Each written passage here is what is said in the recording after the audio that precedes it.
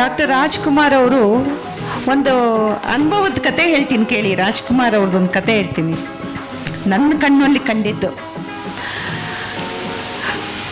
ನಾನು ಪಾರ್ವತಮ್ಮ ಅವ್ರ ಹತ್ರ ಮಾತಾಡೋಕೆ ಒಳಗೆ ಹೋಗ್ಬೇಕಾದ್ರೆ ರಾಜ್ಕುಮಾರ್ ಅವರು ಹೊರಗೆ ಹೋಗ್ತಿದ್ರು. ಅವ್ರು ಯಾವಾಗ್ಲೂ ಅವರಿಗೆ ಅಭಿಮಾನಿಗಳು ಬಂದಾಗ ಅವ್ರು ಹೊರಗೆ ಹೋಗ್ತಾರೆ, ಅವ್ರ ಜೊತೆ ಒಂದು ಫೋಟೋ ತೆಗೆಸ್ಕೊತಾರೆ, ನಂತರ ಅವರು ಒಳಗೆ ಬರುವಂಥದ್ದು ಒಂದು ಕತೆ.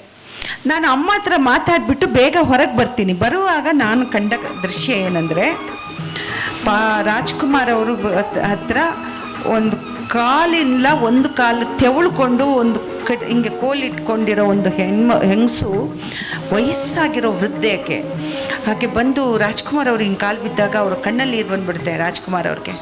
ಹಾಗೆ ಮಾಡಬೇಡಿ ಅಮ್ಮ ಅಂದರೆ ನನಗೊಂದು ಗಾಡಿ ಕೊಡಿಸಿ ಅಂತ ಕೇಳ್ತಾರೆ. ರಾಜ್ಕುಮಾರ್ ಅವ್ರಿಗೆ ಎಷ್ಟು ಮುಜುಗರ. ನಾನು ಆ ಟೈಮಿಗೆ ಬಂದುಬಿಟ್ಟೆ, ನಾನಲ್ಲಿ ನಿಂತಿದ್ದೆ ನೋಡ್ತಾ. ಒಂದು ಗಾಡಿ ಕೊಡಿಸಿ ಅಂತ ಕೇಳಿದಾಗ ಅವರು ಹೀಗೆ ನೋಡಿದ್ರು, ಒಂದ್ಸಲ ನನ್ನ ನೋಡಿದ್ರು, ಹೀಗೆ ನೋಡಿದ್ರು, ಈ ಕಡೆ ಹೀಗೆ ನೋಡಿದ್ರು. ಎಷ್ಟು ದಪ್ಪದ್ದು ಚೈನು ಹೀಗೆ ತೆಗೆದು ಅವಳು ಕೈಯಲ್ಲಿ ಕೊಟ್ಟು, ಇಲ್ಲಿನೊಂದು ನಿಮಿಷ ನಿಲ್ಬೇಡ ಹೋಗು ಅಂತ ಕಳಿಸ್ಬಿಟ್ರು.